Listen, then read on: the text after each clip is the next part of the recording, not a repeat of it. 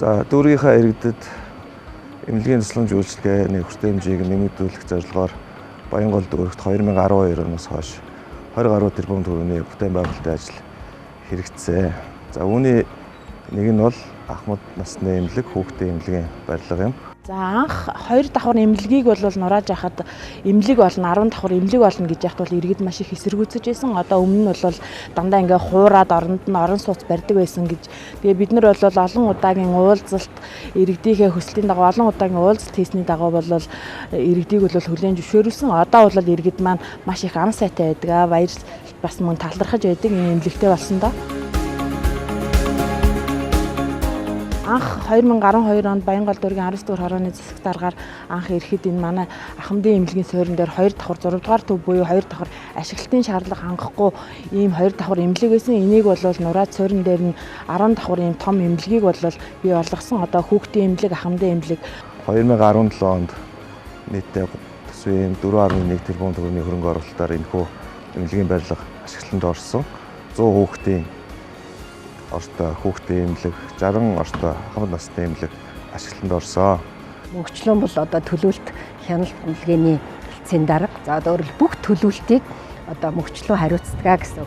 Тэгэл одоо улсын төсөвт юу суулгах уу, нийслэл дүүргийнх яах уу гэх барилгын тоног төхөөрөмжийг дүүргийн төсвөөс 100% шийдвэрлэж 800 сая төгрөгийн тоног төхөөрөмжөөр иж бүрэн тоноглоод одоо дүүргийнхаа хүүхдүүдийг ахмад насныг эмнэлгийн тусламж үйлчилгээг хүртээмжтэй хүргэх зорилгоор үйл ажиллагаагаа явуулж байна.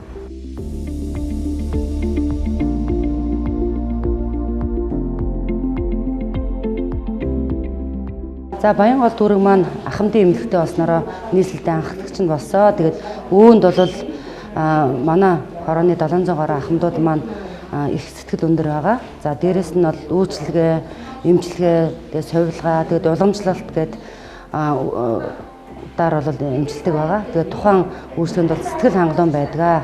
Одоо манай хорооны онцлог бол ахмадууд нэлээд ихтэй. Ахмадуудын хувьд бол хороон дээр ийм ахмадын эмнэлэгтэй болсноор өдөр тутмын физик эмчилгээ болон эмчилгээнүүдийг ойр одоо хорооноосоо бас авах юм боломжтой. Тэгээ хорооны иргэдийн хувьд бол маш сэтгэл өндөр байдаг. Ийм эмнэлэг, хүүхдийн эмнэлэг, ахмадын эмнэлэг барьснараа.